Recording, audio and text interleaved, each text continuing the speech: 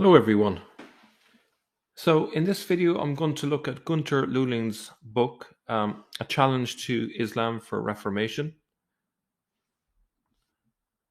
the rediscovery and reliable reconstruction of a comprehensive pre-Islamic Christian hymnal hidden in the Qur'an under earliest Islamic reinterpretations. That's quite a mouthful. Today's video is modest in its aims. I'm just going to cover his 4 theses. And the book you will have probably seen on this channel. It's also been shown on other channels like Jay Smith's, P. Fander Films. It's going to be the focus on my reading and research over the next few weeks. It's quite a big tome. It's going to require a lot of study. I thought a good way to go through it is maybe to do videos as I study it. It helps me to kind of grasp it and also to share tidbits as I go along. Okay, so these 4 theses are interconnected as we'll see. Okay, so thesis 1. The text of the Quran as transmitted by Muslim orthodoxy contains hidden behind it as a ground layer and considerably scattered throughout it, together about 1/3 of the whole Quran text, an originally pre-Islamic Christian text. And I've drawn a little diagram to kind of give you a sense of it. That section in yellow kind of gives you a sense that at the bottom layer of the Quran, scattered throughout the Quranic text, is a pre-Islamic Christian text that you can detect once you kind of get stuck into it. Okay, so that's thesis 1. Thesis 2. According to the statements of thesis 1, the transmitted text of the Quran contains 4 different kinds or layers of text. So we know what the first layer is, that pre-Islamic Christian text, obviously. And that's the historically oldest, the pre-Islamic Christian strophic hymnody hidden in the ground layer. In other words, it consists of hymns, essentially, from a Christian lectionary. Okay.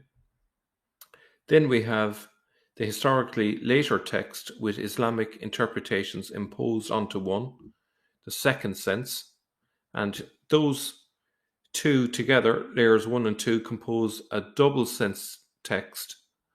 1 and 2 equals about 1/3 of the Quran. And again, we just remind ourselves that this is scattered throughout the Quran. Okay, it's not nice and neat in separate surahs, so we need to kind of avoid oversimplification and think that which surah is the oldest ones. It's not like that. It's scattered throughout. Okay. Now, the third layer.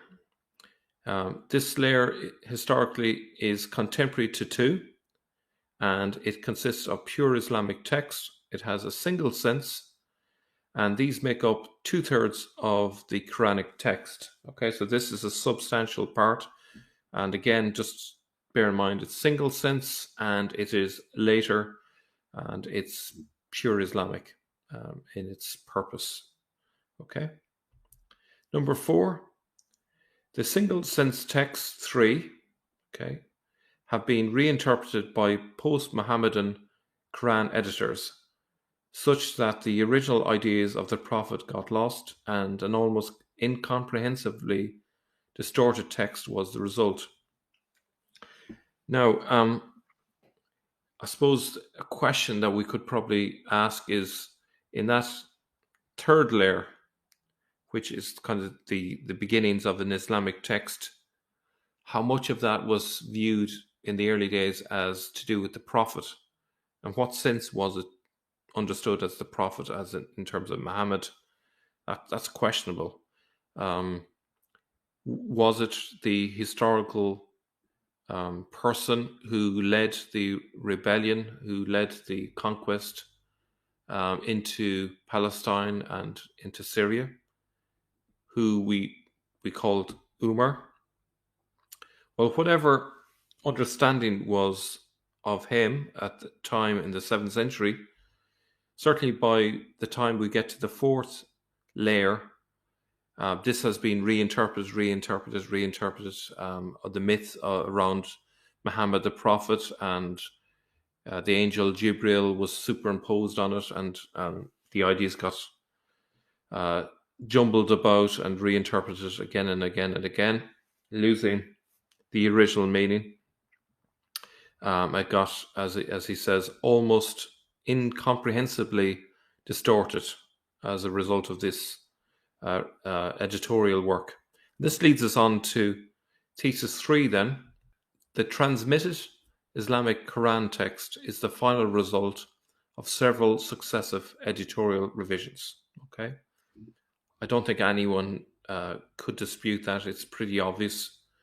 And even when they got to something like a final editorial revision, we also could add really a fifth layer, which is the fact that the Quran then got so many different readings down through the centuries to this day.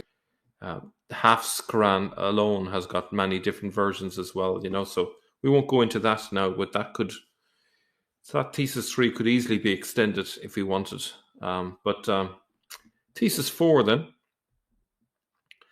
the findings within the Quran text are confirmed by an abundance of Muslim traditions and useful information apart from and beyond the Quran text itself. These important traditions and information have hitherto either not been understood in their original meaning or they have remained unexamined. Okay, so he's suggesting that the traditions are giving us hints about that, and it hasn't been spotted up till now. Okay, so those are the 4 theses. Let's just remind ourselves of what those 4 were again, so we can get a sense of them. So the first thesis says that there is a ground layer, which is a pre-Islamic Christian text. Thesis 2 says that the transmitted text of the Quran contains 4 different kinds or layers of text. So this is an extension really of thesis 1. So there's 3 more layers to it. If we add upon the pre-Islamic Christian hymnody in the ground layer, we have Islamic interpretations imposed onto one. We also have single sense Quranic text, and we also have, in addition, the editorial work that basically distorted the text and made it almost incomprehensible. And then in thesis 3, the final text is the result of several successive editorial revisions. And finally, thesis 4 says that the findings within the Quran text are confirmed by an abundance of Muslim traditions and useful information apart from and beyond the Quran text itself. Okay. So that's it for today. I hope you found that helpful. We'll continue our research into Günter Lüling's book.